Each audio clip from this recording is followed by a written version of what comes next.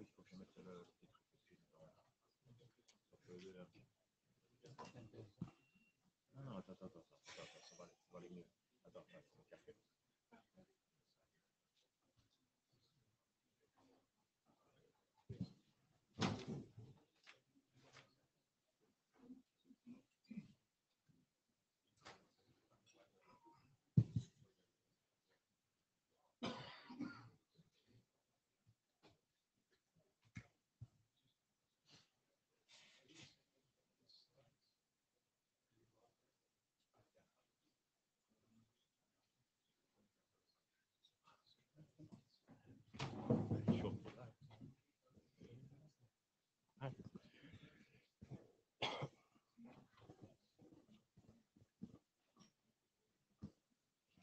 Good morning and welcome to this session, Network Management Operation. I'm Benoit and we have Med here next to me. Welcome again. So the famous note, well, by participating to this meeting and the IETF in general, you agree to follow the IETF process and the policies. If you are new to the IETF, please read this again. So please read this, and even if you're an old timer in the IETF, it's good to read this from time to time. Also note very well that we are professional here. We have to treat each other with respect, and there are a couple of guidelines there. And if you feel that there are some harassment or people not behaving, there's a procedure for that. It's not up to the working group to deal with that, but there's a process for it. So please be respectful. So we have a minute taker, which is Thomas. Thank you very much. The meeting minutes are collaborative. I believe, Thomas, you sent, and maybe you can resend it for the people who just joined, the link to the meeting minutes. You have to join the tool to be able to participate to the microphone line. Raise your hand in there.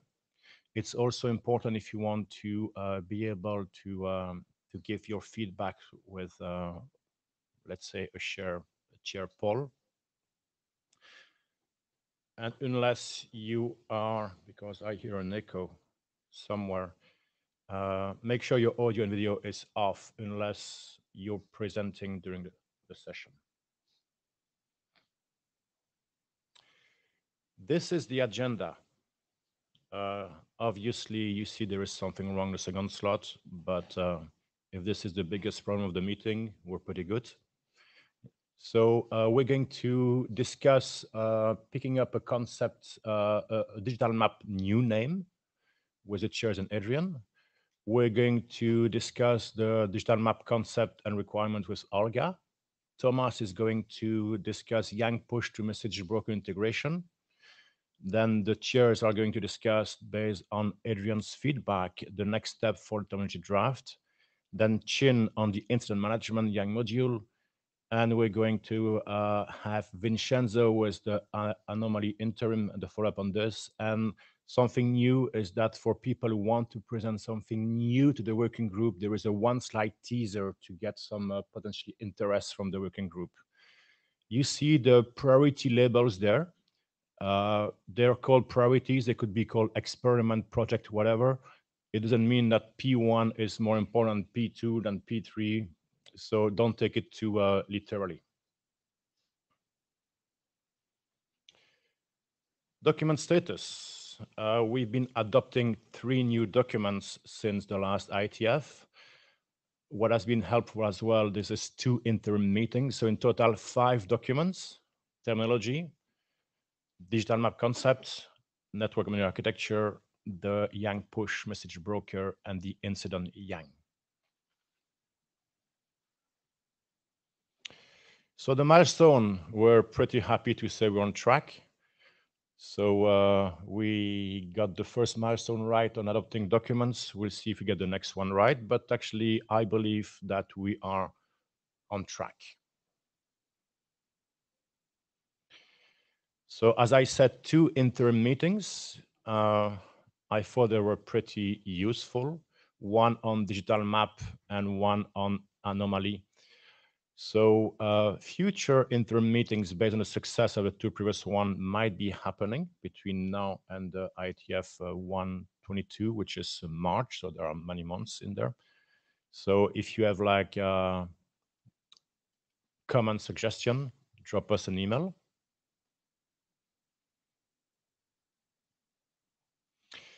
So when discussing the agenda with Matt, we thought that it would be good to start from those two interims specifically for anomaly detection, and as you're going to see in the next slide, digital map, so that we don't start again back from the IETF 120. So these are the questions. I don't think I should be reading them now. No. People know about that, right? They have. Yes. So this is the one for anomaly, and the other one is for digital map. And we ask the authors to start their presentation based on this feedback.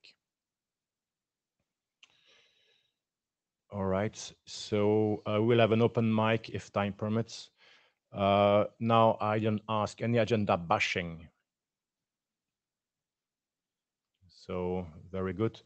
Matt, did I forget anything? Or I need more coffee or something like that? All right. All right. Yeah. Yeah, so for the next slot, we will have, I would say, a recap on the discussion about the terminology on digital map. So as Benoit, I would say, is also involved in the, I would say, in the authorship of this concept. So I consulted with Adrian and come up with a proposal for the working group that we discussed already, I would say, just for transparency with the various groups who are involved in this discussion, and they are happy at least with this. So I will let Adrian share the thoughts. So, and the discussion is really open on this.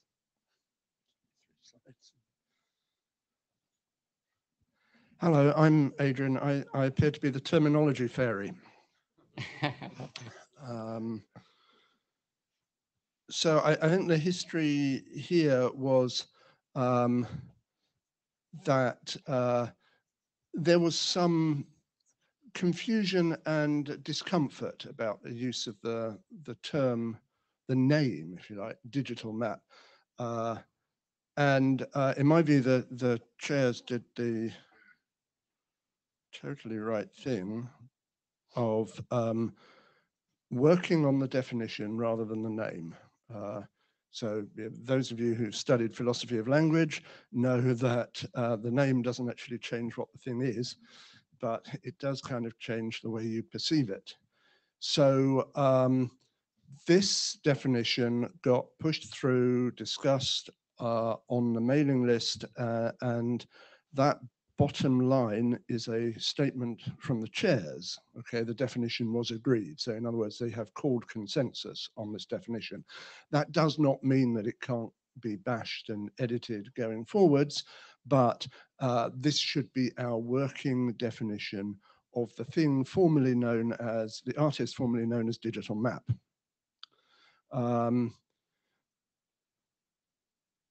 The words that are called out in blue there are just to make you go, yeah, look, this is actually quite a broad definition. It's, for example, it's a view, it's networks and services. It's a coordination of other data models, so not a universal data model in its own right. It does multi-layer.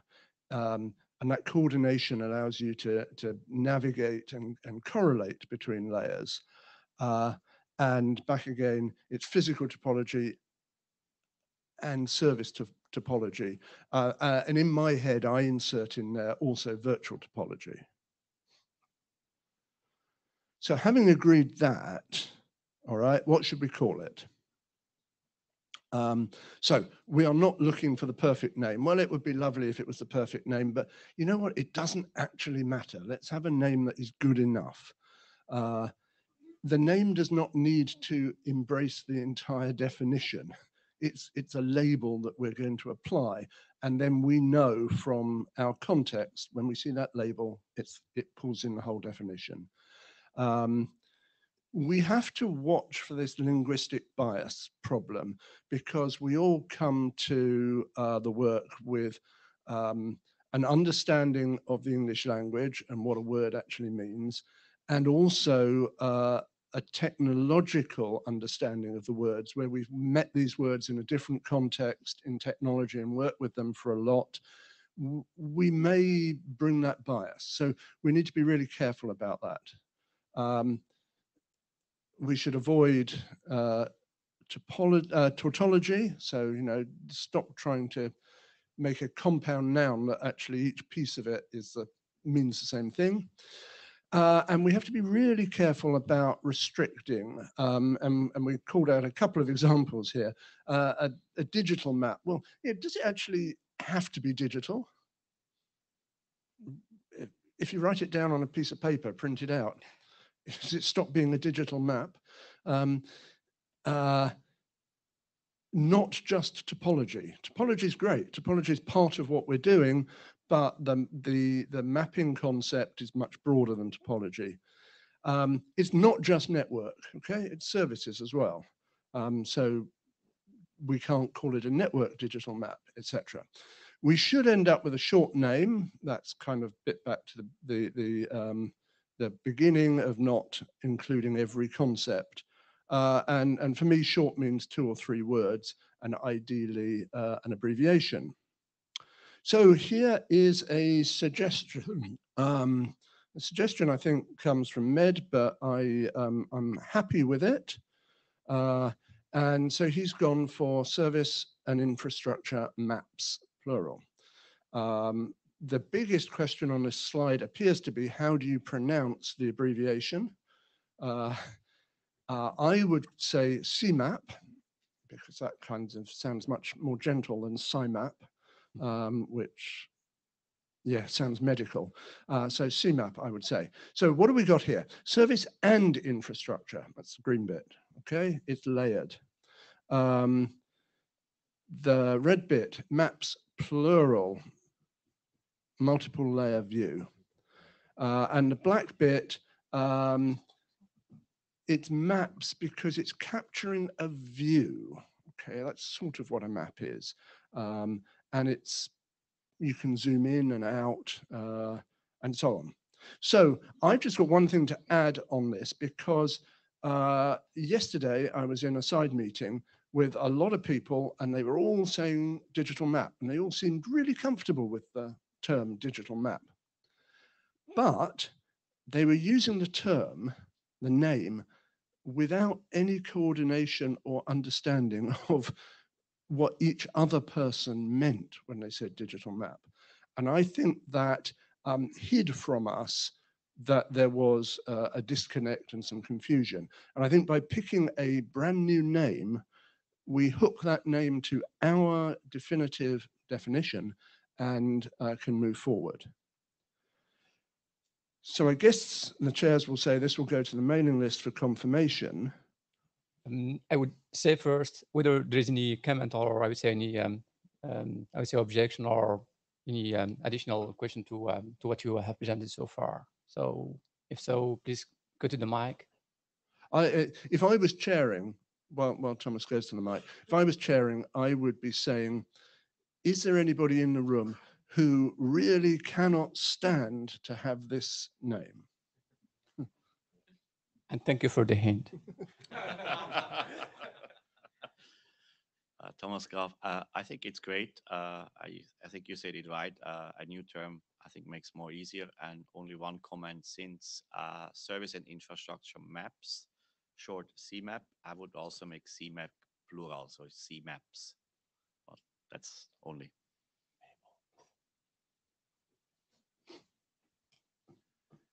So since we receive a hint from Adrian, is there someone who could not live with this term?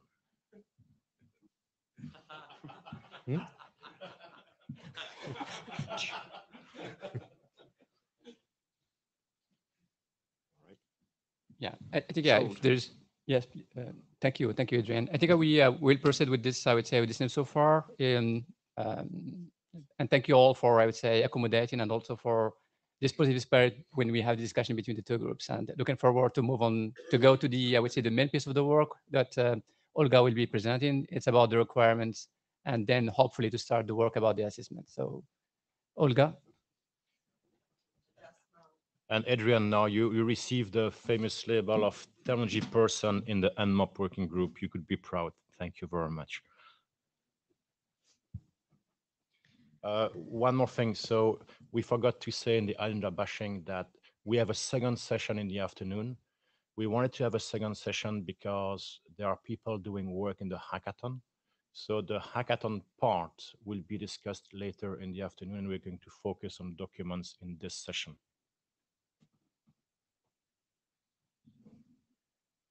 So first, thanks, Matt and Adrian, for helping with agreeing the term. We had lots of discussions and different opinions. It's great to close that for now. Unfortunately, the slides use the old term, so I don't know if I can switch today to the new term or I'll continue using the term throughout this presentation. And You have an exception only today. only today. Only today. And then I will kind of switch. Tomorrow I'm pushing the new draft with the, not tomorrow. Yeah, sorry. And then tomorrow I'm pushing the new term and new draft version, so that's okay. So I'll be presenting, there are two drafts, but I will be focusing on the first one, and the authors are myself, Benoit, Oscar, and Thomas. Thanks. So I'll talk first about some activities, overview of the activities, updates since IETF 120, concepts, use cases, requirements, and then next step for the overall activities. So this is the summary of all of the activities. There are three drafts: concept draft, the experiences sharing from the POCs and now hackathon being added, and the draft that Nigel, myself, and Benoit did in terms of proposal how to address some gaps in the young modules. Also, there was analysis of all the augmentation that was done. Oscar's IGP drafts for ISIS and OSPF, and then we had hackathon in IETF 120 and IETF 121, and Sheriff is leading that hackathon with, there is Vivek and Pierre and the others. And also we started thinking about, do we need BIS and how to address that? But we'll focus on the concept draft here. So this document defines the concept of digital map, CMAP, and identifies a set of requirements and use cases. So these were some reasons why we needed this document. They were already presented at the prior presentations. The progress since the IETF 120, as mentioned already, the draft was adopted. There were 3 new revisions. There was lots of discussions, and based on those discussions and interim meetings, we had updates, and the draft only includes updates up to one point. You know, the last week of the discussions is not included, so the new version will be coming. And because it's based on the meeting outcomes with the authors and nurtured and feedback from the interim meeting and lots of email correspondence. So we split terminology into 2 categories because we moved multi-layer topology and topology-layer topology into the, these terms are used and then defined for, of course, CMAP. Now we'll have CMAP modeling and CMAP data. Discussions, this is closed now, I'll remove this. We removed digital twin terminology. There was a lot of confusion there because digital twin is just one of the use cases. So we made the definition independent of the digital twin. We improved the explanation of scope. We started adding more content into the use cases to start a discussion, and there were some editorial changes. So these are the issues on the GitHub, and these are the threads on the mailing list. So the thread 1 closed, thread 2, I think there is agreement that we need topology. And that we moved it from defined to used term, and there was no complaints about the current definition, but please, if you have any concerns, raise them on the mailing list, and then definition is agreed. So from these 3 threads, I would say we still need maybe for thread 2 some final agreement about those terms, but threads 1 and 3 are I think, closed, and I will address the issues on GitHub accordingly. So empty slide, no discussion. We closed it. Thanks, Adrian and Med. So the second thread, we discussed, do we need to define topology? There was a lot of feedback on the group. And I think mostly feedback, we agree that that definition is needed. So we, as I mentioned, we moved it to uses the following term, and we have a topology term. This is copy paste from the document, multi-layer topology and topology layer. So please give us the feedback on the mailing list if you have any issues with that. This is the definition again. I think Adrian had a nicer looking slide. What I did a diff on our tools, so in the author's tools. So this is the diff between the definitions, but I think the definition is updated in the graph, in the draft, and agreed between us. So this is about the concepts. Now the use cases. We identified some use cases here, and I think there is a comment, I think, that maybe traffic engineering use case is not here, so maybe we will add it. And we only had a list at the last IETF, and we started filling it in, but we just filled in initially 4 use cases, so it would be great if we could get feedback. Is this the way how to define the use cases in this document? Because we didn't want to do kind of define the use case like at high level. We more focused on how the use case is done from the API perspective and how different applications could use that API in terms of digital map API. So please look at these 4 use cases, how they are defined in the document, and based on the feedback we get, we will continue defining other use cases.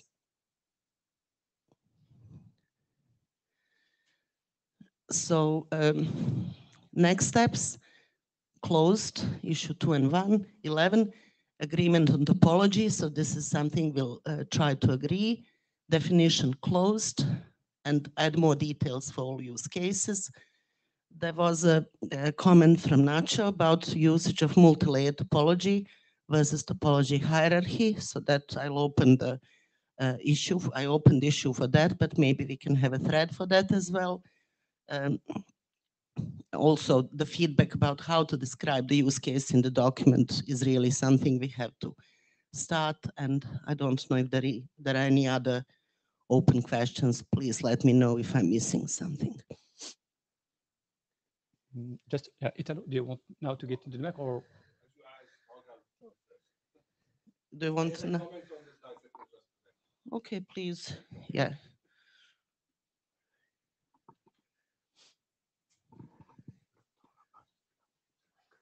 Yes, regarding multi-layer versus topology, I think you better think about what you want to do, because if it's just multi-layer, so you're assuming to have different layers and reporting every layer, that's multi-layer. But for example, if you look at 8795, we have also a topology hierarchy because you can have different abstraction.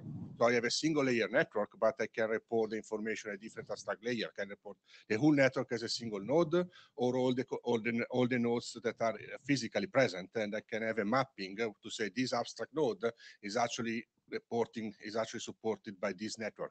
And this will be more a topology hierarchy in terms of abstraction. So it depends on whether we are going to talk about abstraction levels and having a navigation between different abstraction levels, or it's only navigation between layer 3, layer 2, layer 1. That's the question we need to ask first before fixing the name. So are we navigating between different abstractions level, even if it is at the same level, or are we want to just navigate from IP to Ethernet to OTN layers? It is between the nodes, Only nodes, network and networks, links and yeah, links. no, but it's structure. about the different topologies you are navigating through are representing different layer networks, or are representing the same layer network with different abstraction levels? Structure, yeah. I think it's both in some cases. That is maybe better topology abstraction. But for me, like topology hierarchy, by looking at RFC 345 just shows one hierarchy. And I think in our case, we have many hierarchies. So that's why we use multi-layer topology to say it includes hierarchies of individual services or whatever. Layers, not across But we can continue on the across mailing layers, list yeah. as discussion. Yeah. Mahesh, I think maybe the previous slide you talked about section 3. Yes. So those subsections 3.1 through 11 seem to get into the requirements for each of the use cases. For example, you say in section 3.1 that applications will be able to retrieve all services from the digital map API. Yeah. To me, that sounds more like a requirement. And you do have a requirement in section 4, I believe, which says API.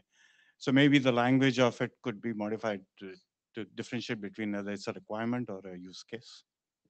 Okay, so we will change to the user retrieves and not user Something should like- retrieve. yeah. Okay. And section 3.7 through 11, you're already identified. Right now, they're empty. I just wanted to find out what is the plan to fill the remaining sections. There's actually an open issue for this one to fill, I would say, all the use cases. So this is ongoing, yeah. Okay. It's ongoing, and the reason, as I mentioned, why only 4 of them were filled in, because we were not sure which way we want to describe use cases. You know, there was one option to describe them from the business perspective without mentioning API as a just kind of business value, and another option is to show how the API could be used for the use case, in which case we can determine when you need read versus when you need write, etc. So we can continue on the mailing list in regards to that. I'll open the thread as well. Thank you.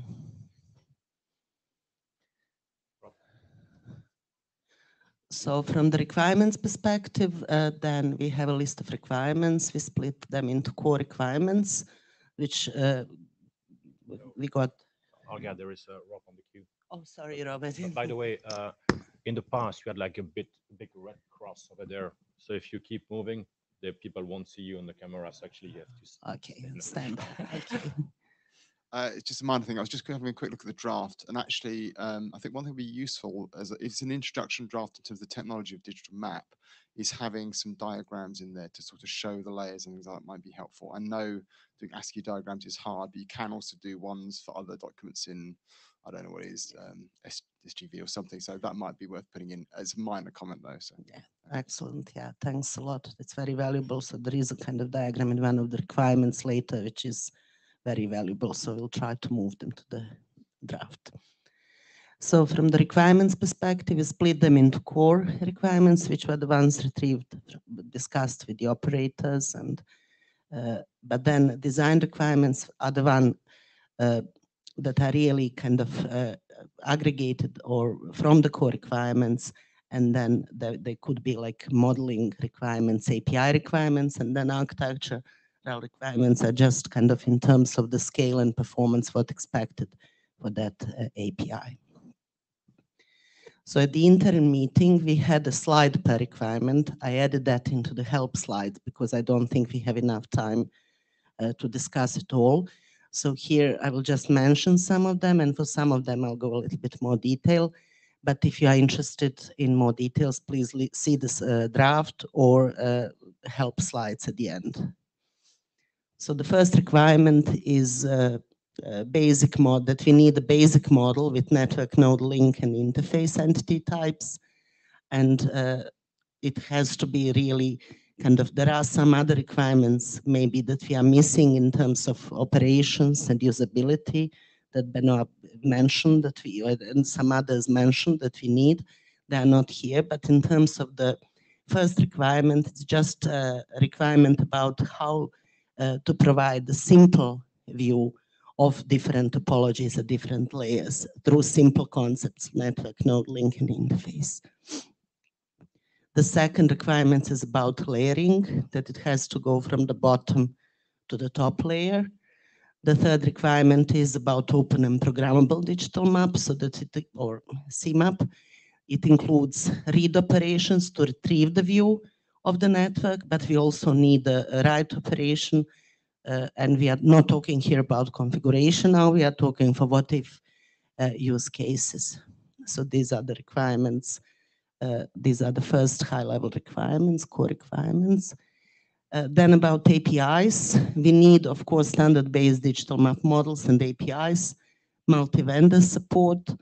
The next one would be a common, that the APIs must be common over different network domains. So they should be technology agnostics and they should be domain agnostic. So we want to be able in every of the domain to use the same APIs and not to have silos like we maybe had in the past. Digital map must provide semantics for layered network topology and for linking external models data. So RFC 8345 does have some semantics, but we identified some semantics that is really core for topology that is missing and also for linking to external models data. And we must provide intralayer and interlayer relationships and capability to navigate.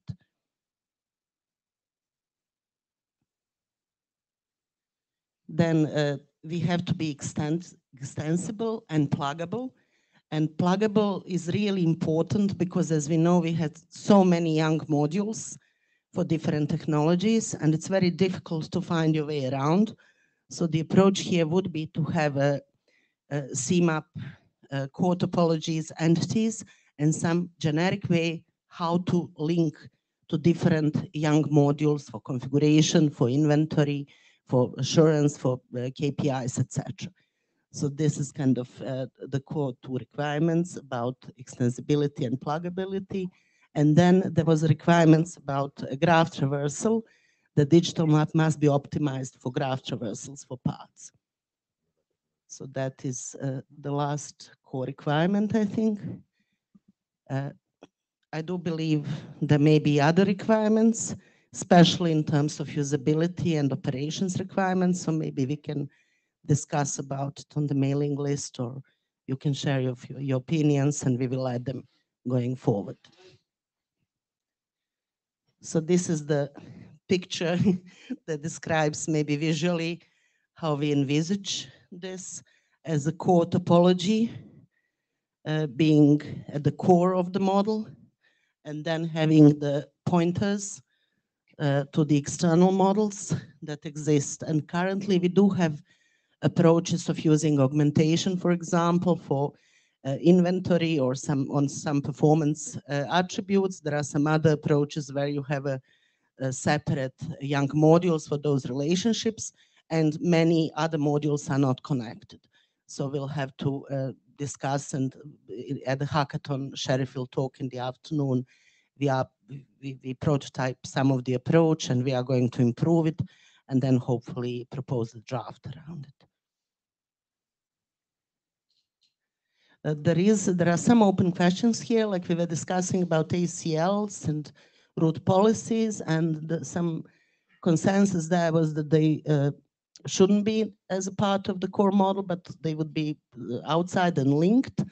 But there is still discussion about the dynamic parts, whether they should be inside the CMAP or whether they should be outside of CMAP. So this is something that is important maybe to discuss further. Then, as you know, there is a core model, very simple one, but we identified some gaps. And these gaps, what we need in that model is the core properties, and then that are important to identify topological entities at different layers and their roles and relationships. So these are the 7 gaps that we identified, and we will have to address them some way in the young going forward. So from the relationship perspective, we have relationships inside the layer, we have relationships between the layer, and then we have relationships to external models. So this is what we need at the API level. And these are some examples what the API should provide in terms of retrieval. You should be able to support retrieval of different networks of different types of layers independently, of how the layers are connected, and also how each entity is connected to the external modules. And there are requirements around having a capability for geospatial, temporal, historical data. So the question may be, I think there is agreement about this requirement, but there is some discussion in terms of should the historical be part inside that API, or should it be provided externally, and historical information should be outside of the API. So that's something we'll have to also discuss on the mailing list. So here are some next steps, but the core thing here is to, agree about the requirements, review requirements one by one, identify any missing requirements, and there are kind of these gaps. Should we add these gaps into the requirements? And also, do we need operational requirements from the operators in terms of usability and simplicity as well?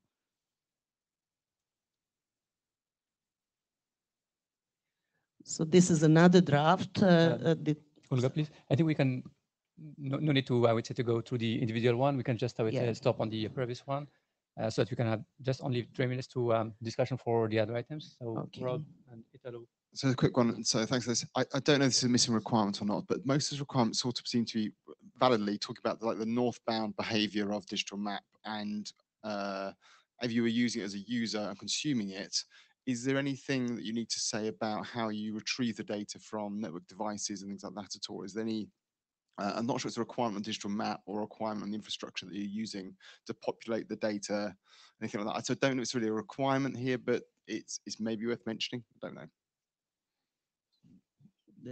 I would say it's outside of the scope because, we have so many different ways, and it really depends on the implementation, how it would be retrieved. Of course, we assume IETF modules would be used to retrieve all the different technologies, but we are focusing on the northbound interface here.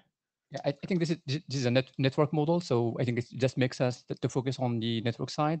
But what I get from the comment from Rob is that because if we wanted to glue it to the underlying devices, sometimes it's easy to do the mapping and to see what is happening at the device level. So it is worth to see what is happening and what is possible at the device level, but we don't need to dig into into that part. So have an eye on what is possible and what is possible on the device side, but the focus will be on the network level as it is the main purpose of this model. Yes, I mean it's more that you get commonality on defining digital map and the specification there is it's more useful if there's like saying we expect that the data can be provided using one of these mechanisms or something like that in terms of populating. That might be helpful. I don't know, maybe it's not. We started on Hackathon to look at how it's connected, let's say for IETF, for ISIS, how it's connected to the IETF ISIS module on the device, So even if you look at, okay, how it's, we can find the relationship to that.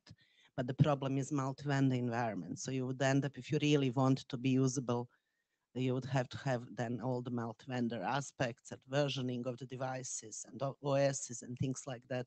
So it would be difficult to kind of have a hackathon that would really support multi-vendor network in that respect. I'm not sure on that. In the sense, you could just say, in terms of the hackathon, the vendors are expected to export the data via OpenConfig or expect to export it via some other models. Yeah, if you can say IETF, ISIS, but unfortunately, it's not reality. So the question is like, is this something like this in the requirement that actually we say, because actually it's getting a little bit too far, I believe, because it's like, as Matt was saying, it's a network model. So if we say it must be provided by like IETF or OpenConfig or native or whatever, and what else if I need something more than what's in the so somehow trying to translate into requirement, I'm not sure if it's going to be useful in the end. So that was my comment, was I'm not sure it's a requirement or some guidance on how to implement and deploy effectively. Yes, and one additional comment to what Benoit mentioned is that the digital map is not necessarily fit only with young data. That means that other sources of the information that we'll use for fitting some part of this map. But anyway, is that stated in the document? I think it was discussed in one of the. I think what we did is kind of we moved the concepts, requirements, and use cases from the original big document into this document to reach agreement and to make it faster, So maybe in the other document with experiences, we could talk about how during POC we retrieved and, these kind of things. But this draft was supposed to be quick with smaller scope to agree the concepts, requirements, use cases at the API level so that we can be fast there, and then maybe we can put that aspect, discuss it in the other draft. Yeah. Okay, so please, if you can just we move to the next question. Italo, please. Yes, I think that I like your idea to start a trapper requirement, because some of these requirement looks to me stated in as I want a solution to be done in such a way. So are more solution driven rather than requirement driven. But I think we can discuss one by one and try to make it really what is required rather than how do you want. As what is more important in the requirement, in my opinion, than the how. We will create a thread per requirement, and please share it on the mailing list, all the comments you have. Thank you. Thank you, Olga.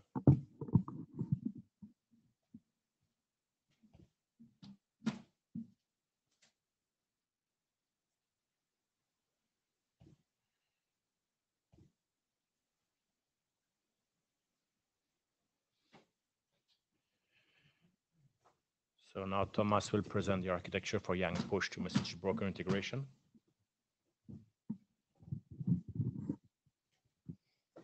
Perfect. Good morning, everybody.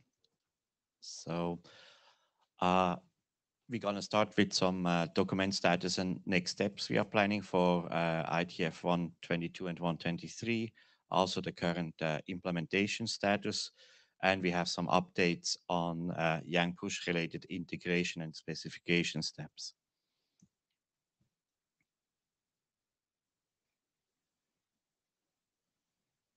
Good. So on the last changes in the 0.5 version, so mainly there were about 2 new documents on the Yang push notification and also capability side. So we have a new document which is basically describing, which helps in the discovery of the transport capabilities, and I will describe that in a later slide in detail. And we have another document which is describing a new metadata header for the Yang push notifications. And I draw in the arrow, we are in these two areas here. And we updated also some milestones for this IETF and for next IETF.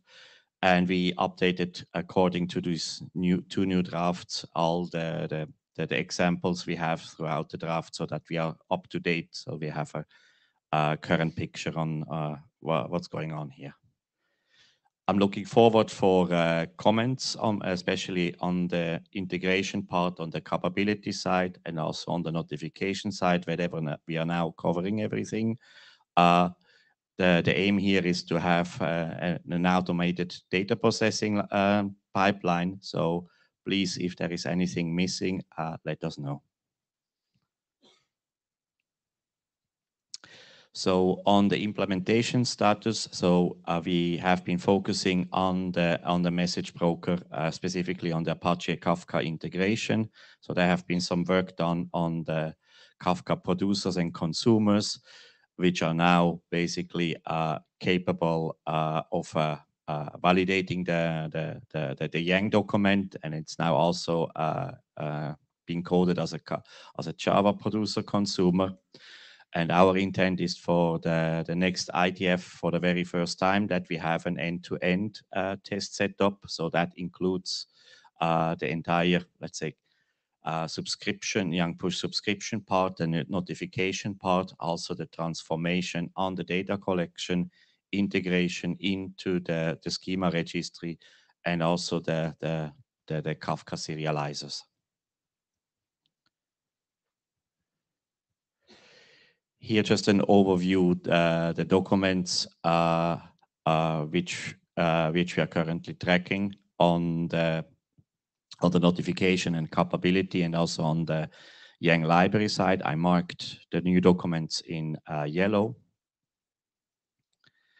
So on the transport capability, as until with RFC 9196, Yang push got a document which is basically enable us to discover capabilities for Yang push. However, what's currently missing is to discover the so-called transport properties. That's mainly on which transport protocols are being supported. So for instance, today that would be UDP notif or HTTPS notif as an example.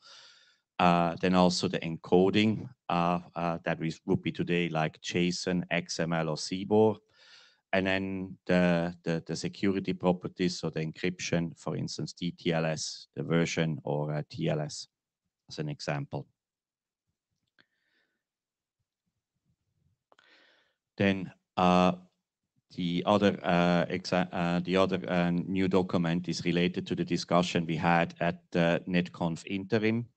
There we decided that we are instead of following and having a Yang document for the RFC 5277 defined XSD structure, we are now writing a completely new Yang module. And in this new Yang model, we are including the so-called event type and now also the host name and sequence number. So basically in a nutshell, we are consolidating two documents and have a new Yang definition for the metadata header, which is, and that's important, we got many feedback from operators that there is a wish for having an extensible header so that in the future other extensions can be headed. And not only the notification part is being described, but also the capability part. The new header is configurable, means we can enable the new header, and also we can discover through the capability what is supported by the implementation. Then another one is, and we will see in the next slide deck about the conversation we have with a few operators and implementers together, which been working on implementations and also verifying those implementation, that there are some points we wish to change on Yang push to make the integration more seamable and means the implementation more usable. And one of the concerns is that today on change and periodical subscription, the notifications have a different schema. And this imposes some challenges on the consumer side. And with this document from Rob, then thanks Rob for starting this. We have now a first proposal how to address this, and also there are other points which we were discussing, which now also are documented as open points in this document. And that's it from my side, and there's always the cake at the end. So any questions or comments?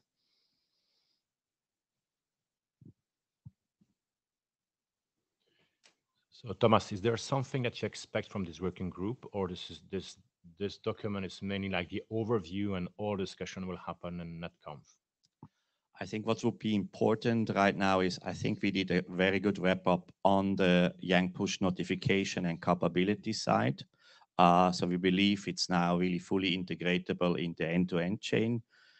So it would be great if you could review the documents, give us feedback.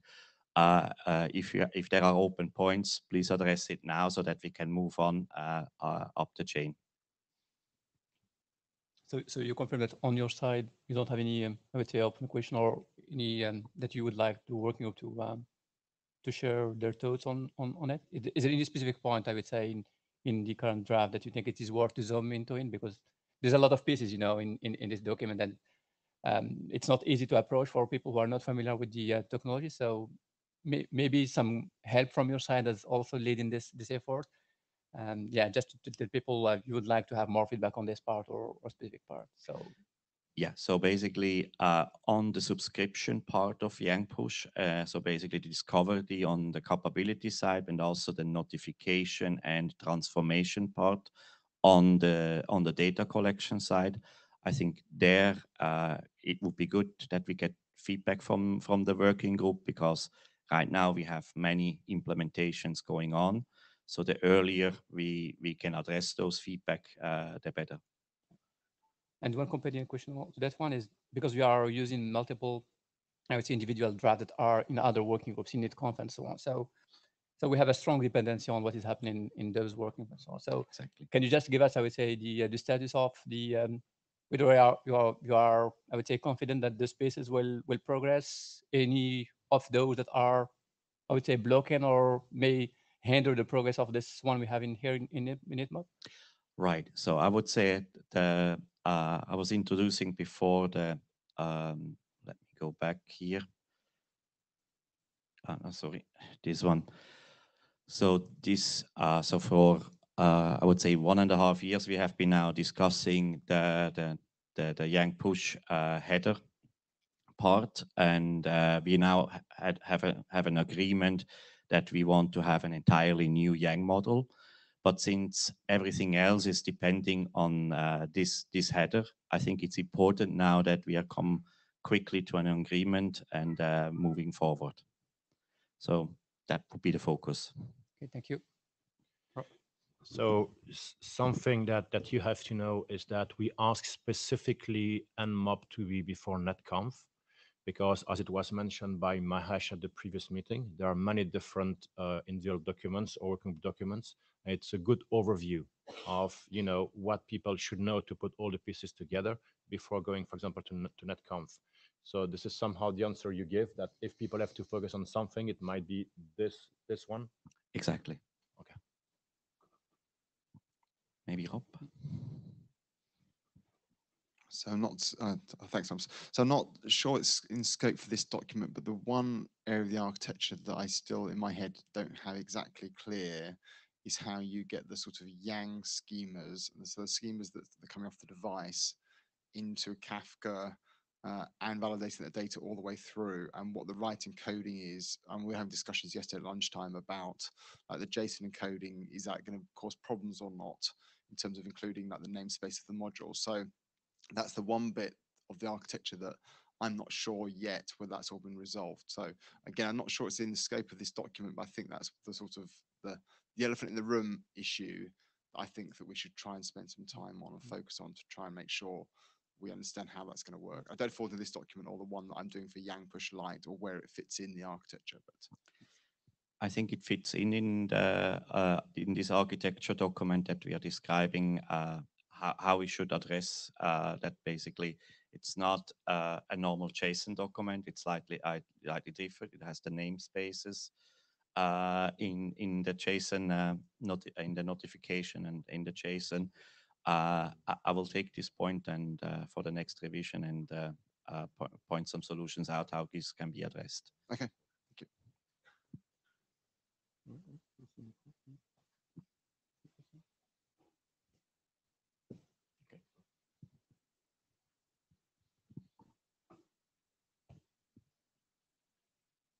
Okay, so if there's no further question on this slot, we can move to the next one.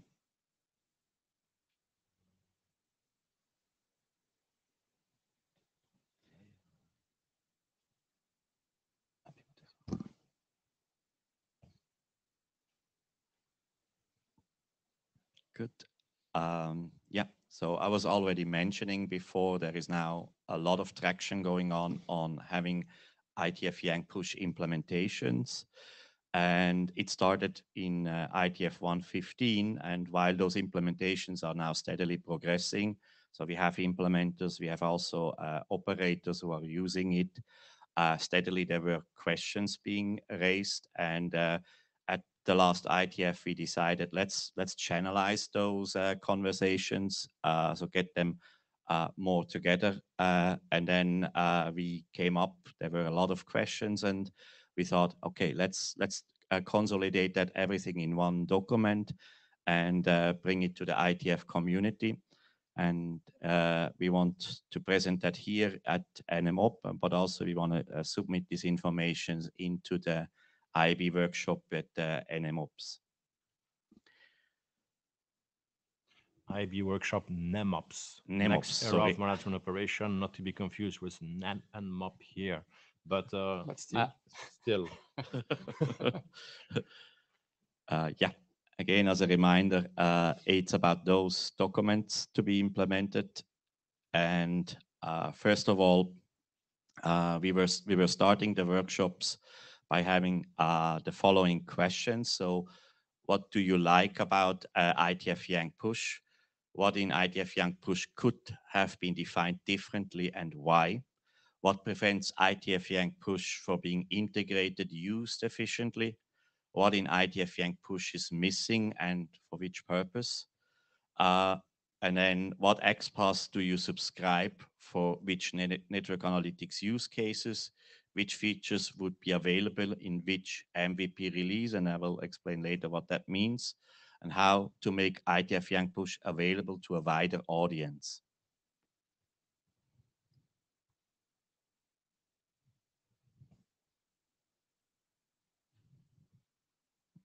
I think my clicker just died. Okay. Perfect, sorry. So we were 34 colleagues across different operators, vendors, and academia. And regarding what do we like about IETF Yang push, we like it's interoperable, it's unified with NetConf and RESTconf, so the entire subscription process, we can use existing protocols, which we are already using for deploying the configuration on network devices. It's transport independent, so we have choices on, depending on use cases, which transport is the best suitable, and it is push-based. And what we will never implement nor use in IETF Yang push, but it's currently being defined by the RFC 8639 and 8641, and usually prevents a bit implementers to approach the subject is replaying messages, message bundling. There was one thread we had at NetConf, and dampening.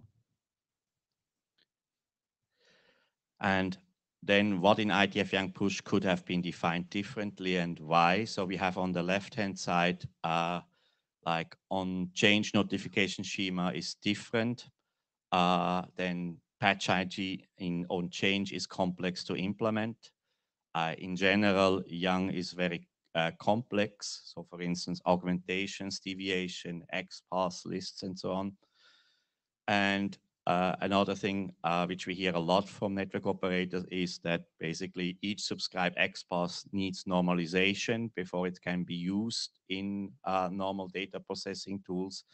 So there is a high effort in maintenance to keep this pipeline up and running. And last but not least, there are missing open source implementations, and that's why other proprietary Yang implementations are right now very popular. So we from there we said, okay, we need an extensible Yang push header, so combining the notification and the subscription part. We want on change and periodical subscription to be the same notification schema. We want to have a common alignment. What should an XPath support exactly? And last but not least, and I want to stress that out very importantly, is we like to have agile, incremental driven development, or in other words, we want to progress in small steps. So we don't want to wait for when we are raising a new a small detail that it takes 1, 2, or even 3 years until we bring that in our production environments. Here's some of the examples what Deutsche Telekom is subscribing in Yang for 2 vendor implementations. Here on Bell Canada side, we have one slide on Swisscom, another one on Cisco, and one on Huawei. And when we consolidate this information, what comes to no surprise that basically most of the subscribed Yang information all network operators are doing. And only about a third is basically a bit operator specific. And it all depends a bit on what specific use cases they have in mind in here. So if we look at the common use cases, it's about mainly about environment metrics, so power, fan speed, temperature, about memory, CPU usage, usage of network processors, MPLS labels, so these things. And in the next slide, we try to describe a little bit on the right-hand side, like how those use cases are currently being covered in IETF Yang models to show a bit where we stand in there. And in the next slide, we tried to even, let's say, consolidate those information even more on which network analytic use cases those metrics are actually applying. So we are in the area of capacity management and interface statistics mainly, but also traffic engineering and visualizing layer 1 or hardware inventory. And in this context, we are describing also the frequency we need for these different use cases, so in which granularity we need that. So it's not always about that we need everything for 1 minute granularity. Some of the things, especially on capacity management related, one area granularity is perfectly fine. Now coming to the incremental development part. So we singled in the best way and the quickest we can move forward is we are not requesting the entire Yang push feature set from the implementers. We want to do it in an incremental development approach. So we divided the different Yang push features into 3 MVPs. So the main focus on the first MVP is just to make it work so that we can get started. The second MVP focus on making things secure, so we have encryption, and also we can scale out easily by going binary encoding and also supporting distributed architectures. And then with the MVP3, we are going into optimization, so basically supporting for state changes now also on change. And also on the capability side, we are now completely able to discover all the different aspects from Yang push. So where do we stand with MVP1? So we just concluded the IETF 121 hackathon, and you will hear from Yannick this afternoon more in detail. So this is just an overview about the different vendor implementations and the documents where we stand. So green is basically what came on top of, so this is the diff between IETF 120 and 121. And P stands for partial implementation. So, and we are steadily moving forward. We already have some of the implementers went ahead with MVP2 requirements, and even on MVP3, on change subscription, we already have the first implementations there. Now, last but not least, we said we want to make this more accessible to a wider audience. So we believe we want to follow into the footsteps of other projects in IETF to create a website, and the best example is how SIBO did it. I think they did a very well job in there. So at the end, we want to make it easy to the user. So so basically, we want to give advice how to implement IETF Yang push. So if you are an implementer and you are interested to go ahead there to understand, basically, you don't have to implement everything at once. You can do that in steps, and you'll be giving advice like how the industry is currently moving forward. But then also for the network operators, how to deploy and how to use IETF Yang push, so give guidance in how to setting up the data processing pipeline. And last but not least, since we are still, let's say, moving forward, things are still changing, we want to keep the users up to date so they understand where we are. So that's in a nutshell everything, and I would like to reach out to NMOP and hear whether this is resonating with you, whether you think this is the right way to go, and whether this is helpful. And I see Mahesh. Yeah, Mahesh, I know you probably may not have had time to update the slides, but for your discussion with the folks from NITT, I hope to plan to include them in the implementation report, I guess. When Right. So in the afternoon in the IETF hackathon slides, there we have them in. Okay. But even going forward, I think it'll be good for them to be involved. I was, you were talking about the implementation report on from different vendors, I was trying to understand the on-change and if there's an issue in particular that you were trying to highlight. Maybe I didn't get that from the presentation. Right. So we got feedback from almost every implementer that on change is hard to implement because of patch ID. So if you look at today, the proprietary Yang notification implementation, where we have, they're all going a different approach. So they are basically when you're subscribing to a particular Yang node, under that Yang node, everything, so if something is changing, not only the value which is changing, but everything on that tree is being exposed.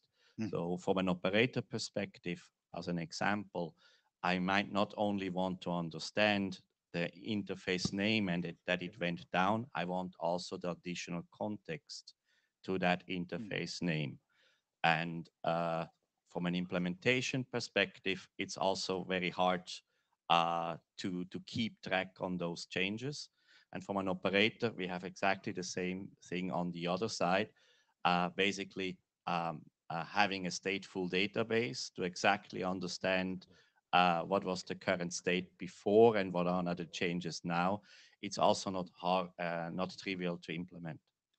Right. I think I can relate to that. I'm just also thinking about this particular capability in GNMI, like target defined. Exactly. Where they tend to differentiate between sampled interval and on change. And at least one of our implementations is to say if it's an on change and if the subscription request is at a container level and the change is only on one node within the container, we just send that information, that change information as part of the subscription request.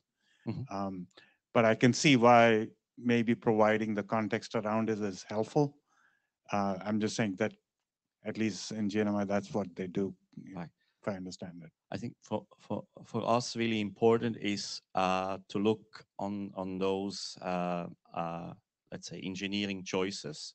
If we look, we need to look at the entire chain, you know. What I see a lot is basically solving on one side a problem easily and do not reflect on what it means on the other side of the chain. So that's why I think it's good now that we're having the end-to-end chain. We have multiple implementations and we have multiple operators, and they are now coming back to us and saying, what are the things we might need to have a look again at it and propose some changes. Okay. Thank you. Thank you, Mahesh. Thank you, Thomas, for Thanks. all the hard work.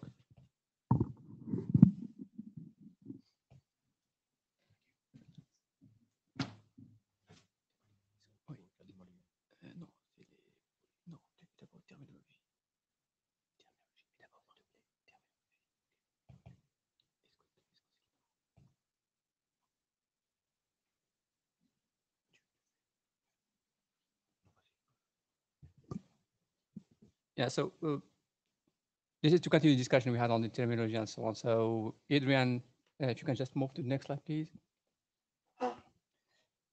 Yeah, so the sense we are getting from the, I would say, when reading the document is that it is getting more and more stable. And this is even, I would say, consolidated by the feedback we received from Adrian, who is our terminology furrier right now, and that we are close to the working on Plascal. And there are some very few, I would say, pending issues that are currently discussed on the mailing list. Some of them are already shipped on the latest version, the 7.0.7. But still, there is one point that is still discussion on the on the alignment, better alignment between the incident and also the terminology. Adrian did really a great check that he went all the documents and verified that the way things are defined in the terminology draft are really used in those documents and so. So there was some deviation that were detected, some proposed actions, and some authors did already done the, I would say, implemented the changes there. So thanks for all of you. And also because we think that this is, from our review, that the document is stable, we requested earlier reviews from various directorates to seek for their feedback. We do think that's, some of the terms that we are using, they have some context and some specific use in this area. For example, in the security incident for them has specific meaning. So we expect to receive some comments there, but we are looking for that. Next slide, please. So given that it is almost stable, and given also the scope that we set for this document, that is that we are not looking for inventory of every term that may be one day listed in each, I would say, NMOP document, but something that will be common to many documents. So we need to find a balance there. So we need to decide when we will start kick off the working class for first document. So the plan we are having for the working class today is that we can wait for a few months to make sure that all what you need is there. If there is something which is really major showing up in the incident, especially a document, we can handle it, and trying to target a working class call by end of January next year. With that, we assume that if there is something which is really specific to a given context, that means that, for example, if Thomas need a term for the broker integration and so on, and this is only used in his context, we don't need to, I would say, overload the terminology draft itself. So the assumption is that those will be defined in this document. So the discussion now is for the working group, whether you agree with this plan or if you have other preferences on the way you want or you see this document. And I see Adrian coming to the mic. So Adrian. Yeah, Adrian Farrell. So there's a thread just opened up on the mailing list just now on the 4 new terms that got added. And I think this exemplifies exactly the point that Med made about the more terms we add that we don't actually need as absolute core, the more churn we'll introduce. We need to draw a line at some point, and we do need to get those last terms either agreed or taken back out again. Thomas? Yeah, Thomas, I fully agree. I think that's a good idea to move forward in 2-3 months so that we still have a little bit time of giving last comments. And I think the document is almost ready. I only have one remark, that's all. And on my side, oh, sorry. You go first. You know. Okay, on my side, I reviewed it yesterday, and I have to admit, it was like I haven't read the last 3 previous version, and it's actually a good thing because I could have a new pair of eyes on this. So Adrian, good job. I like very much the workflows there, because when I went through the different terms, I was thinking how I would insert them in a sentence, and the workflow, even if I don't think it's fixed, has been helping a lot. Something that made me smile is a reference to Wikipedia in a future RFC. So this ever-changing definition in Wikipedia, maybe we could improve that. I was going to make a slightly different suggestion. So my question is, what's the rush to publish? So I understand that working group wants to get documents done, but would it make sense to sort of keep this open to be close to publishing the first document that actually references and needs it? And then you keep it open the longest possible time in case anything needs to change and you're not sort of constrained yourself or further down the queue you need to change it. So it's entirely up to you. I don't really care, but my suggestion would be keep it open until you have to close it, maybe. That is end of January? Fine.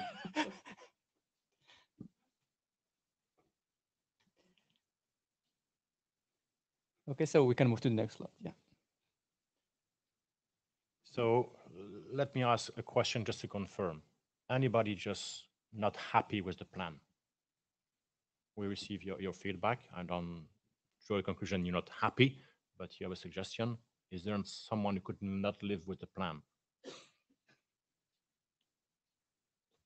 Thank you.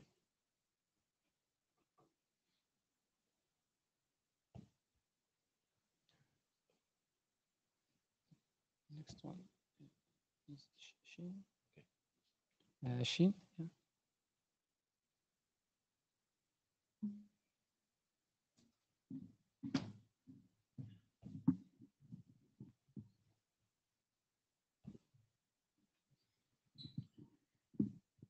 Okay, good morning.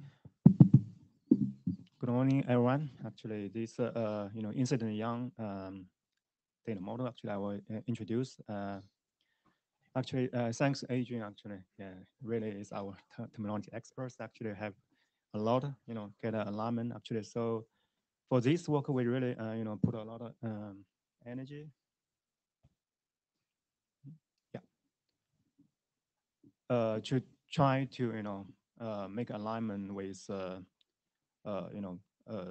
different term defined in the terminology draft. Actually, I really agree. Actually, we should draw the boundary between minimal set or core term, all the maximum term we really want to cover. It really establish all the term the relation with the really pain actually. So we can focus on the core term.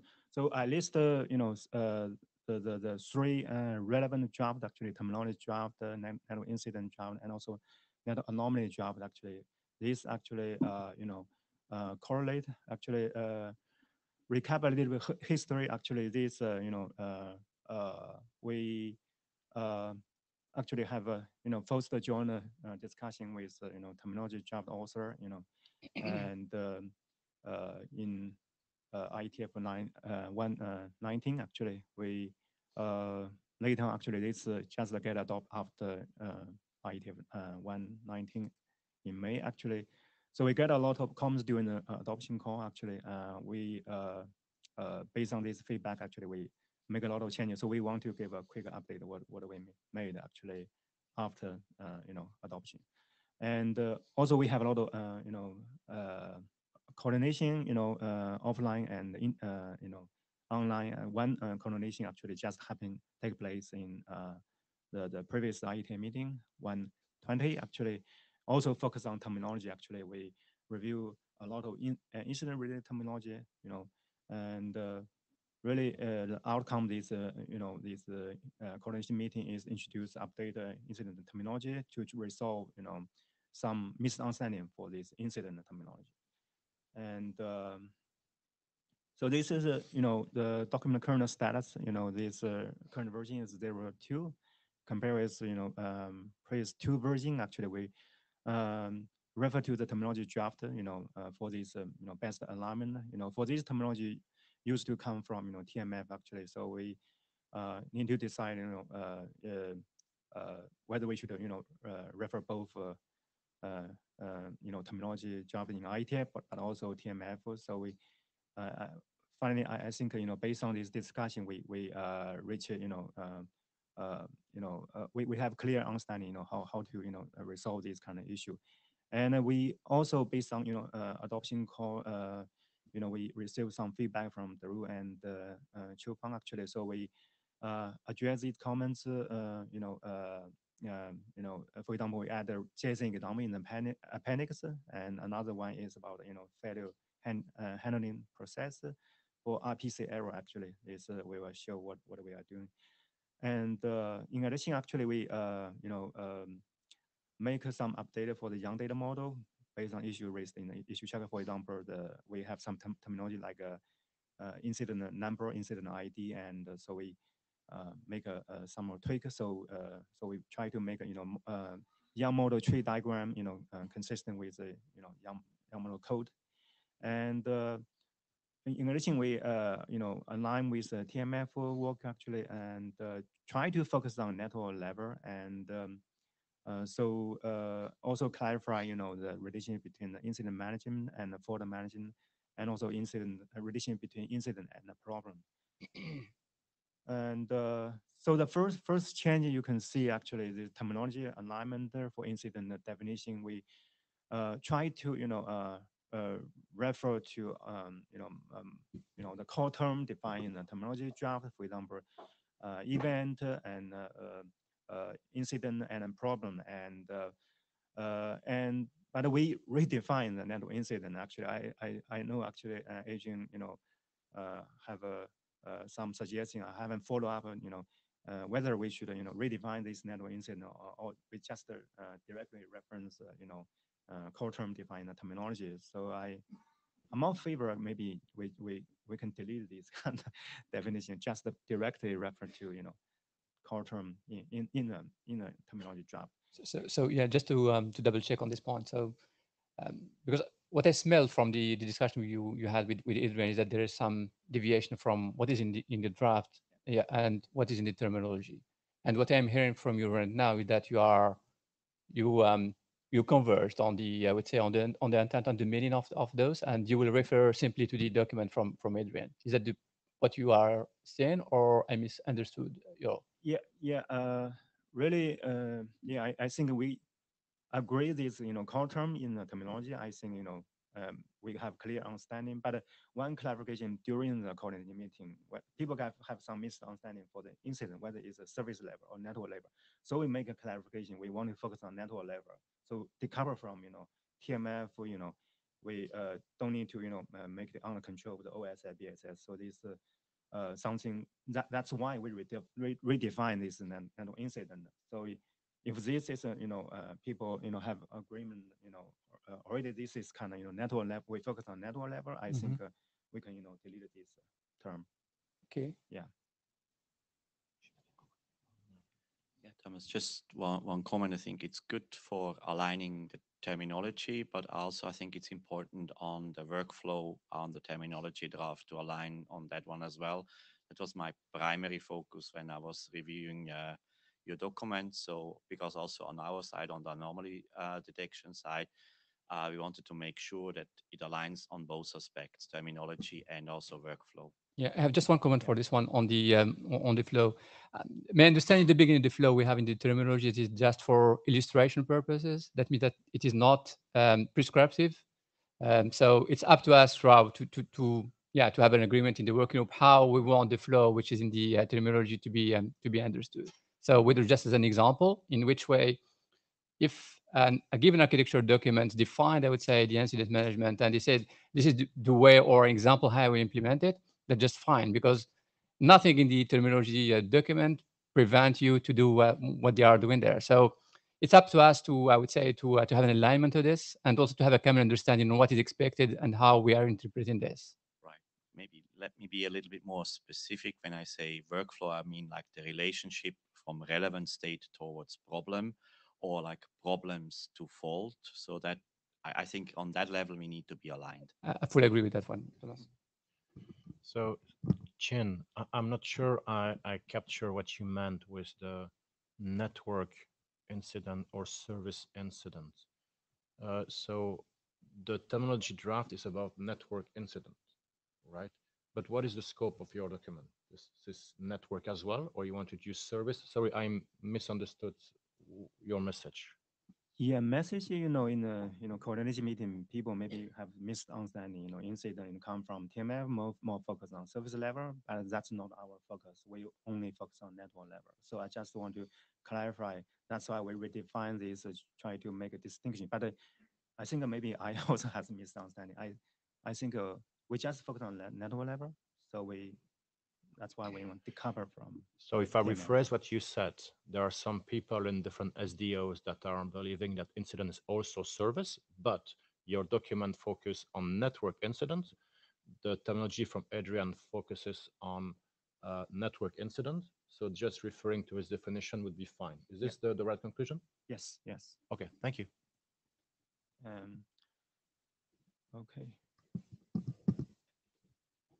So in addition, also related to this terminology, actually, I think, Adrian actually already made a change for the, terminology draft. I think, for this part, originally think we should, clarify, the relationship between the incident and the problem and incident management and fault management. But now actually, I think based on the latest version terminology I read, actually some of these relation has already been clarified. So I can directly refer this incident in the terminology. So network incident can disappear. And but we still have some context specific terminology. We still want to keep it. And for example, incident management. So we make some clarification. For the relation with like fault management and problem is kind of And I also received some additional comments from Thomas. Actually, as you mentioned, you really want to build this kind of workflow to see the how they correlate. But but based on my understanding, for the previous chair's slide, we really need to establish boundary between core term and also context specific terms. So for some mapping, for example, I need to map incident to problem. That's okay, but mapping to incident to the like surface degradation related parameter. This is something I feel maybe get fuzzy area. So I still need to see how do you address this. Happy to take your comments. Yeah, Thomas. So one of my comments was regarding correlation in incident management. And my suggestion is focusing on causes and symptoms. What are the common causes and symptoms? Because I think that's what helps in the incident management to correlate incidents. Okay. Thanks.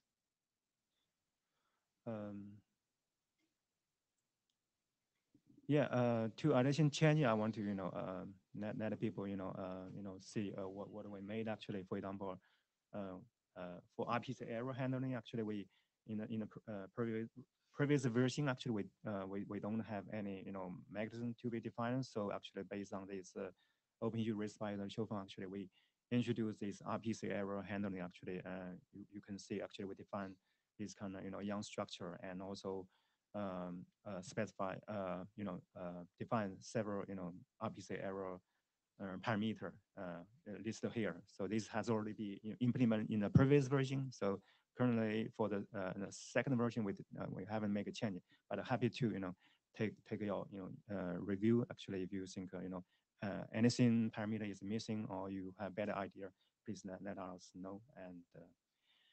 And another is JSON example, and also based on adoption call review. Actually, so we provide only JSON, not XML example. So we put in the appendix, and you can see what it look like. Actually, really aligned with the young model structure we define right now.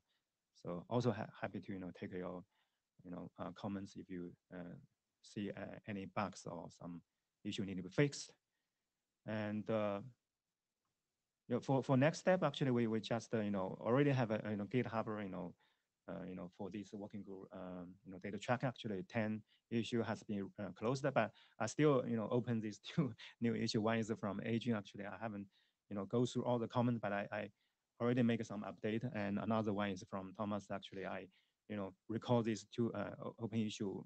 I think we already converged with terminology draft. I really think terminology draft can move forward. And for this one, this draft, I will spin another round to try to align with terminology draft. But also, I as Thomas mentioned, actually for nano anomaly, actually this workflow, how this can correlate or do the mapping. Actually, I think this is something we actually I will put more effort for this. Actually, but probably they should be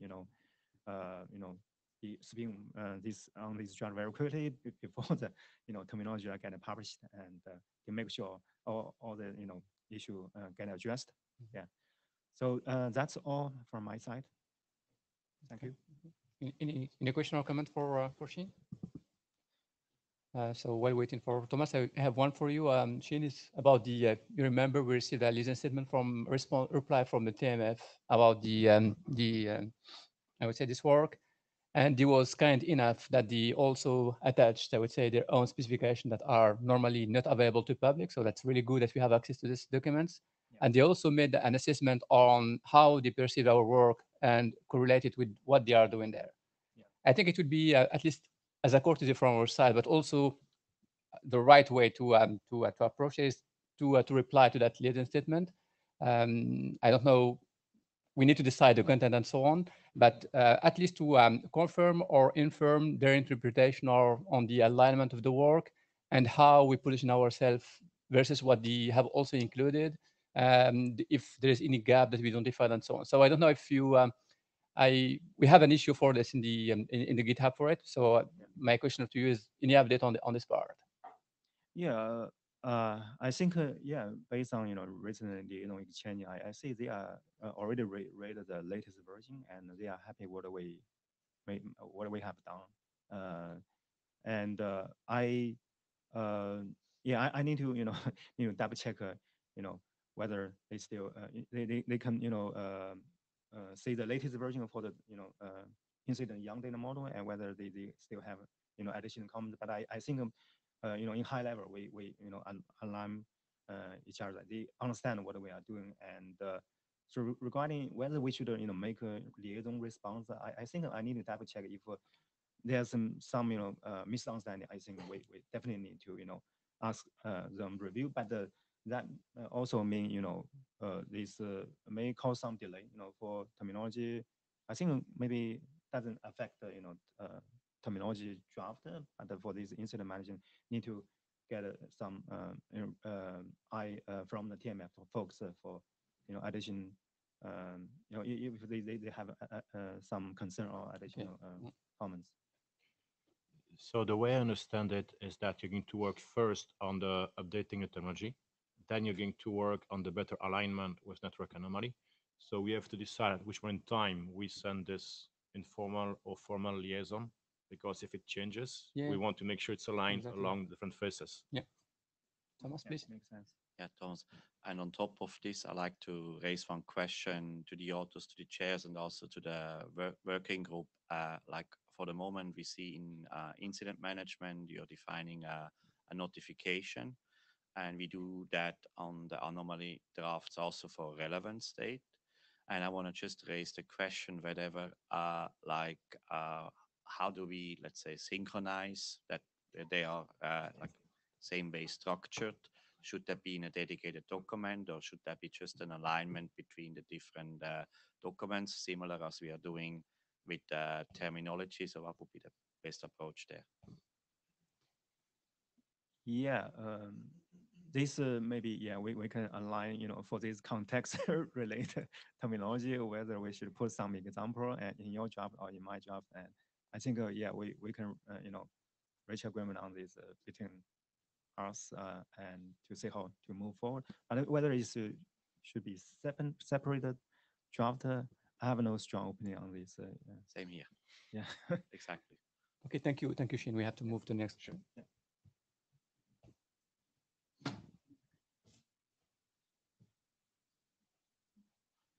Alex? Hey, we've got two Alex. Alex and Vincenzo.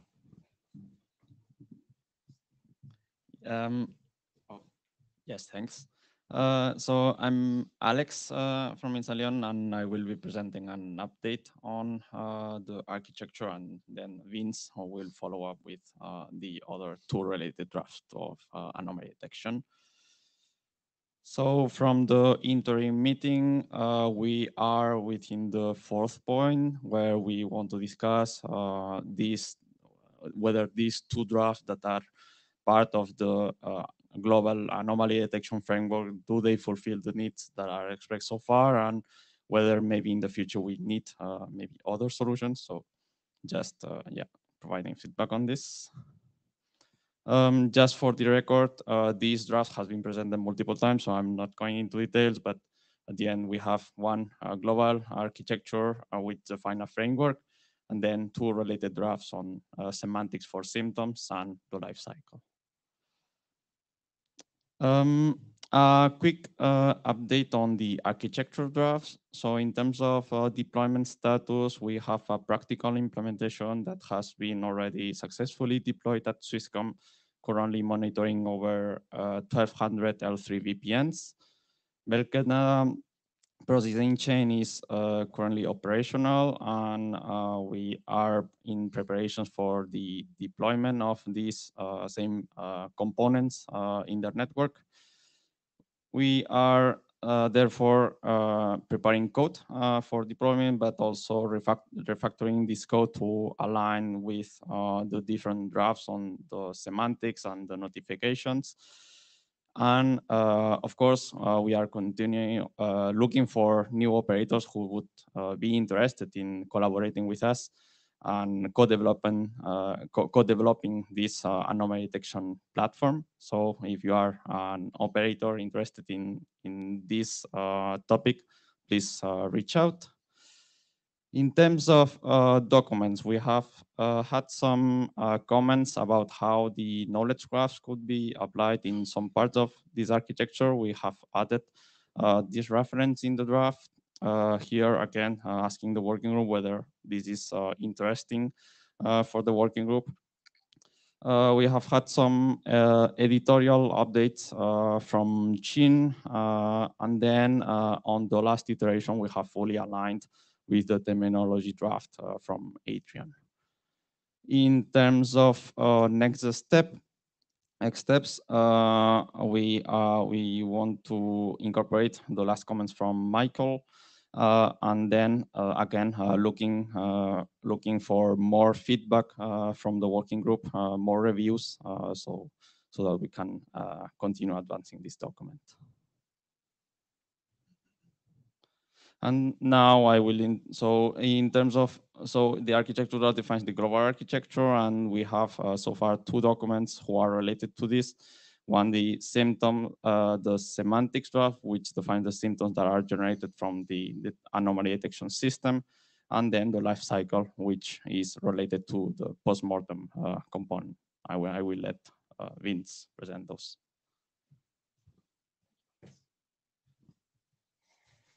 Morning, folks. Morning.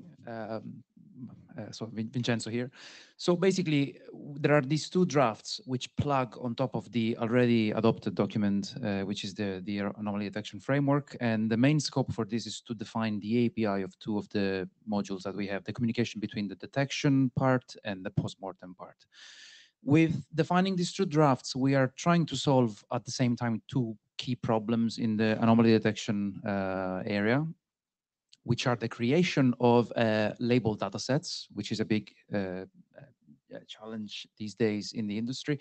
And the other one is the support for the human in the loop, which basically means whenever the anomaly detection makes mistake, we want to be able to correct that. And in order to solve this problem, we identified the need of adding to the anomaly, to the postmortem block of the anomaly detection architecture, what we call it label store. So it's basically a persistency for all the labels for different lifecycle stages that we identified, which are the detection, the validation, and the refinement. And the main scope for these 2 drafts is to define the API of the label store substantially. So with respect to the previous presentations, I guess in this iteration, we made some significant improvement. We incorporated some feedback from the terminology. We incorporated some feedback we got in the anomaly detection interim meeting. And as a result, right now we have first of all, we have a clear cut between the 2 drafts, which was probably one of the main issues we had before. So now it's clear that the life cycle draft takes care of managing the life cycle of those labels produced by the detection systems, by human and by data scientists, which have to communicate and have to speak the same language. And then the semantic data model actually is a specific instantiation of that, of the semantic for symptoms, which are specific for connectivity services. So let me see if I can, so actually just to quickly mention that we are also deploying this in real networks. An instantiation of this is Antagonist, which is a project which has been presented a few times at the IETF hackathon already, and I will have a slot this afternoon to go into the details of that. So I'm not going to waste time right now on this. What is the result of the changes that we introduced? So first of all, you can see now that the network anomaly lifecycle draft contains all the information which are related to the lifecycle itself, including the confidence score and the concern score. And this makes the model self-consistent. So I can use all this information without having to worry too much about what is the semantic of the symptom. I can use this just to manage the whole life cycle and to help user defining and refining the labels which are coming from detection systems, more or less automated. On the other side, we have the semantic draft. So the two blocks on the left side, those are basically examples of how we can augment the network anomaly lifecycle draft by providing specific examples for, in this case, we're showing how Cosmos Bright Light, which is the solution of the anomaly detection that Alex was presenting before. And this is specifically tackling connectivity services. So it explains basically things like the action, reason, cause, and plane, which is part of the ontology that is defined in that draft. And it specifies the specifics of the service that is basically affected by those anomalies. So we believe at this point there's a clear cut between the two drafts. And I would say that just to clarify once again, the main advantage of this is that if anyone wants to implement the life cycle and it wants to rely on a standard for this, it can refer to the life cycle draft without having to worry too much about the semantic. And if you are interested in plugging in more semantics, let's say you want to plug new detection systems or you want to plug new service types, this is something that you can easily do by defining your own augmentation, and the metadata annotation is one example of that. In terms of next steps, so this is all overall an experiment that we're doing. So there are a few more steps that we see along the way. The next one is actually to integrate this with the Swisscom lab. We've been integrating this with other anomaly detection techniques. We've been doing this for real labs as well, and we plan to keep going. And at the same time, let me ask let me put this as an open question as well to the working group. If anyone is interested in cooperating on this, if you have detection systems that you want to validate with the life cycle, if you have any specific service types that you want to try and validate with this, we're very, very open to cooperate on this one.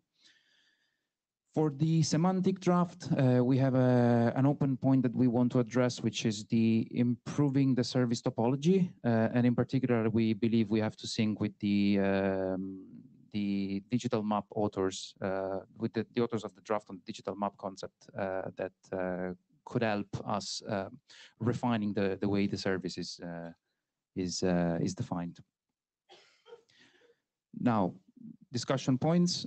First of all, if there is any feedback on the new structure of the model, we believe now it's fairly stable and it's fairly clear what it's doing. And the other thing is, probably need to jump back again. So the anomaly detection, the network anomaly lifecycle draft is currently defining this as part of this container called the relevant state.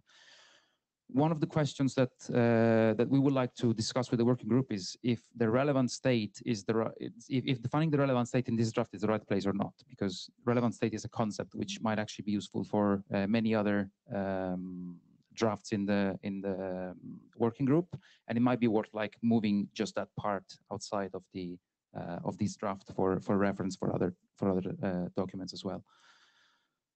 So this is one open question. And on the semantic, again, we're looking for feedback on this, on the way the document is structured right now. And most of all, if the working group is happy with the way the documents are currently structured, we would like to request the adoption of those.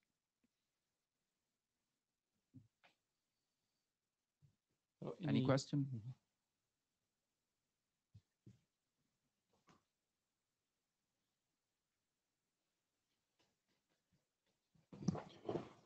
Any feedback on the open points there? Or maybe if none here,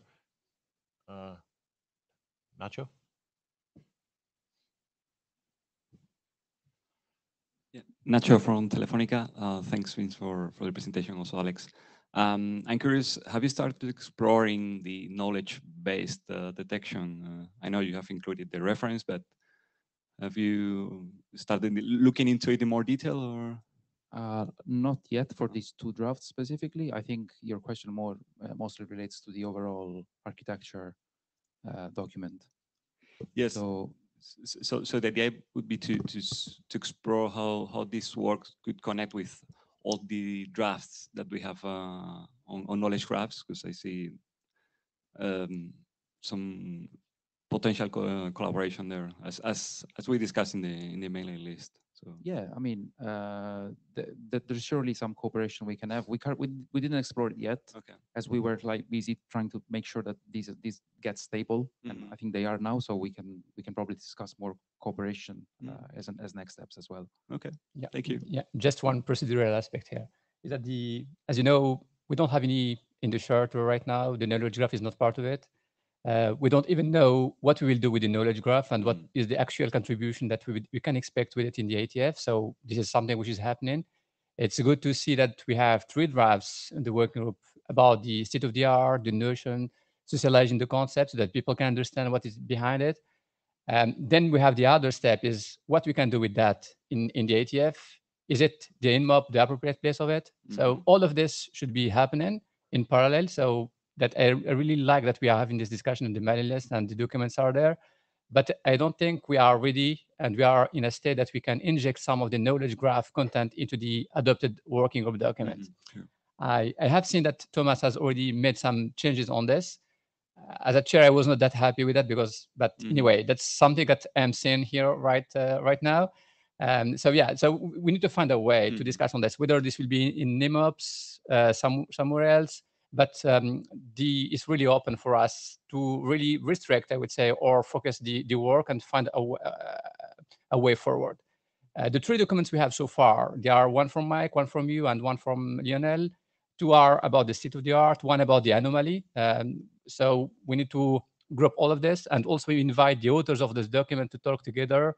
And yeah, if we can propose a plan for us for the document, that's easy for us to, I would say, to look into it and also to navigate there. So I would personally resist including any knowledge graph related material into the adopted working document. Yeah, sure. I don't know if that makes sense to you. Yes, it's just that here I found a pretty good use case to see the value of knowledge graph. So yeah, but I understand when. Okay, well, thank you. Okay, thank you, Nacho. Dan? Yes, Dan Boy from Bell Canada. I find these documents should be are very important. They explain use cases, and they are also comprehensive guide for what we're trying to do.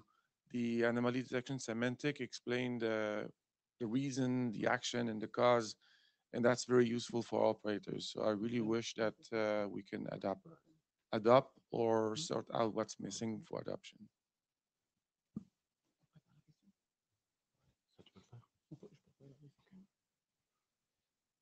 It's Adrian. I agree with what Dan just said. These are important documents. To your second question on the slide here, is this the right place to define relevant state?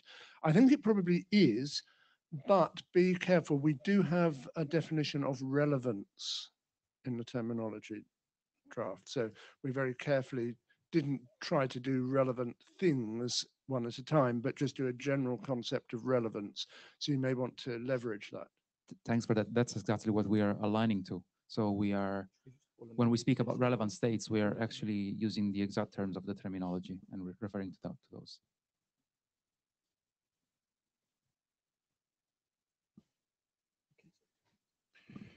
So, okay, thanks, Adrian, for this specific point. Now, we would like to understand if it's about time to adopt those 2 documents. We're going to have a poll for the first one, a poll for the second one. I'm not sure how you phrase the question, Matt, so if you want to read your question. Yeah, the question is really simple. Do you agree with adoption of the life cycle draft? We start with it, and then we will have the same question for the semantic one. And please, as always, if you say no, it would be great to understand why, right?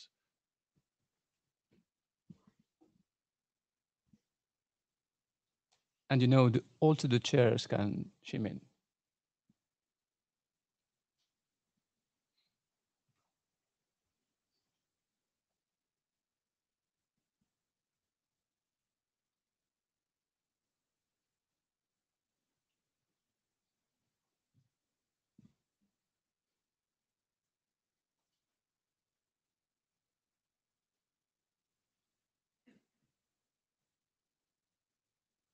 I think that we have a clear indication for the next step, so we can move to the next one. Thank you. Actually, it's not because there is apparently an agreement that the person who said no doesn't have a valid reason not to accept it. So if that person would like to come and explain the reason of no, it's not good, you would appreciate. Hello, do you hear me? Yes. So my point is, I still don't see that the difference between fault management and incident management is that big. I understand that incident management can take input from a lot of sources, but yeah, so can fault management. Thank you. So Balázs, then thanks for the feedback. So is this question actually on this draft or this is on the terminology? I had the impression when I heard it that it was on the terminology draft, no? The whole concept of anomaly and incident management, is that really so different from fault management? Isn't it just a new name for fault?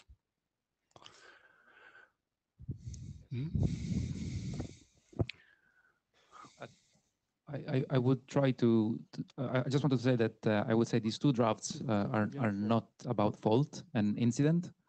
The main point of these drafts is to make sure that anomaly detection systems, or whatever you want to call them, like it's those algorithms that detect that something is not working as expected, could be improved over time. So this is what these drafts are trying to do. Nothing to do with fault management, to be honest.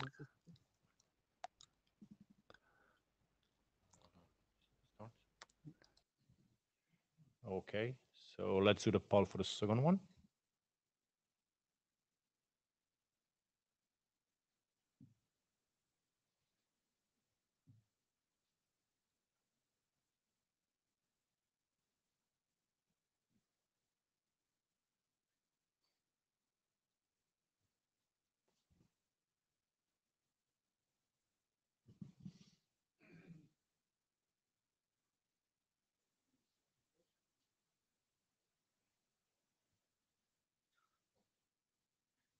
Yeah, do you agree with the adoption of the semantic one? Yeah, it is right and adopted.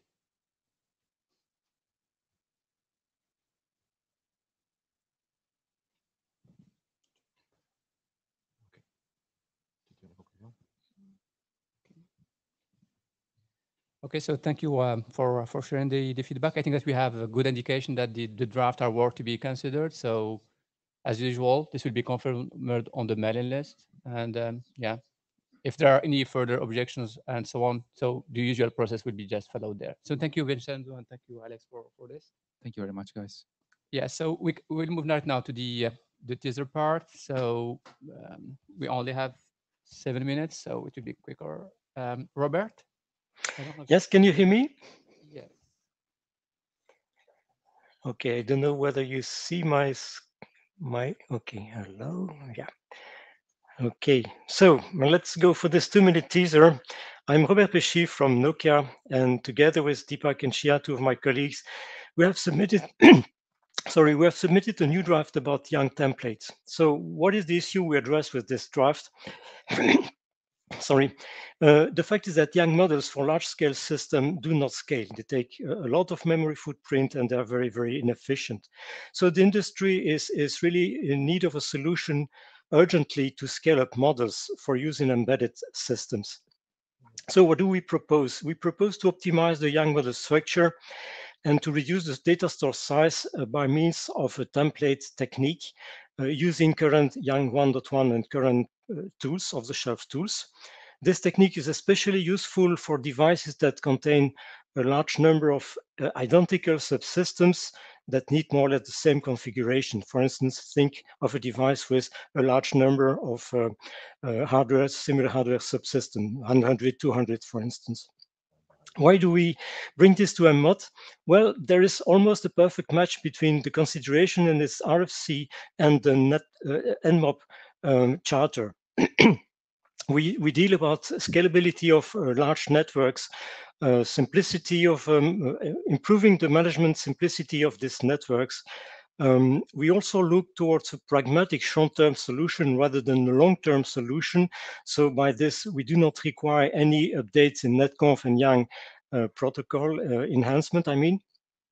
So what we hope to get from NMOP is to have insight from your experience in deployment networks. Of course, we'd like to have your feedback to this draft, be it by the mailing list or directly mailing the authors. And of course, we hope to get your support for that. All in one, we look forward to collaborating with you to develop pragmatic solutions based on modular and scalable Yang modules. Also to tell you that I will present a bit more details about this technique in the NetMod working group in Thursday, 5:30 p.m. I will be there in person, so you might have then an opportunity to speak about that. Thank you. Thank you, Robert. Xing? And by the way, we're presenting the 3 different teaser, and the question of those 3 will be after. Okay. Sorry, 4. Thanks, chairs, for giving me this chance. Today, my presentation is about the AI-based network management agent. We can call it NMA for short.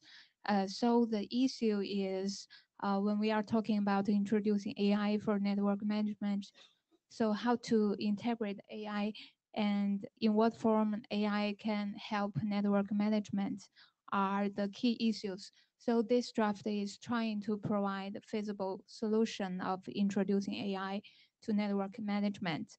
So the proposals in this draft is including the concept of AI-based network management agent. And this draft provides a basic definition and a reference architecture, as you can see in the right figure. And this draft also discussed the relationship of the NMA with traditional network controller or other network management entity by exploring the deployment mode of the NMA. And the common processing flow and the typical application scenarios are also discussed in this draft. So why NMOP? Because I think this draft is directly related to network management and is within the scope. And we sincerely welcome any feedbacks or contributions. Thank you. Thank you, Zane. Thank you. Thank you, Chair.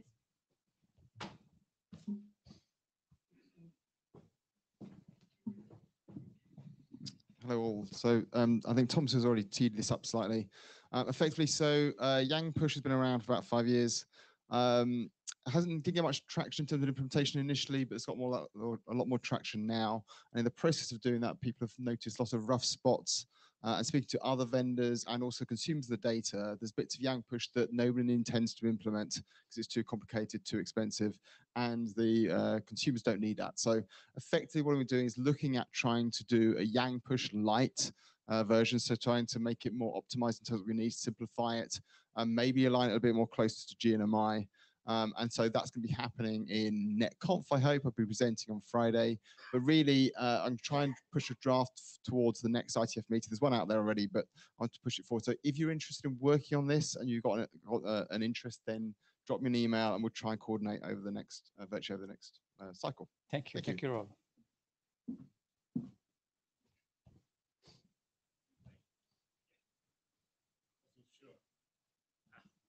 Let's use some time to walk up. Okay, this is about something that we are trying to start in ETSI, and the idea is to bring together different efforts that have been ongoing on data mechanisms for sharing, exchanging, and accessing data. Basically, at least in ETSI, related to IoT, industrial environments, network management, etc. And the idea is to explore the ideas of converging the different efforts in trying to identify mechanisms for making easier for agent applications, basically connected to AI, but not necessarily only to AI. I'm building on the idea of data governance. And well, with these fair principles about making data findable, accessible, interoperable, and reusable.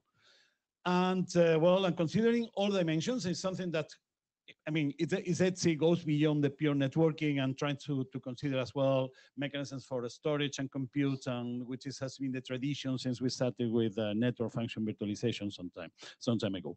So right now is a proposal, it has been discussed in the board, and we'll start hopefully in a few months if everything goes as expected, and we will start the work.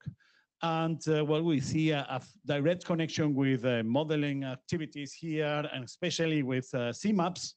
Those digital map is no longer valid, I guess, and serialization, provenance, incidents, whatever. And well, we are seeking for active collaboration. No, don't expect for the moment any lesson or whatever, because the group doesn't exist yet. But in the coming future, you will know of us, because I hope to be part of this. That's it. Thank you. Thank you, Diego. Thank you. So we finish perfectly on time, I believe. So thank you very much for this session. Don't forget, we've got a second session in the afternoon that will be focusing mainly on the hackathon results. So thanks to all. Thank you all.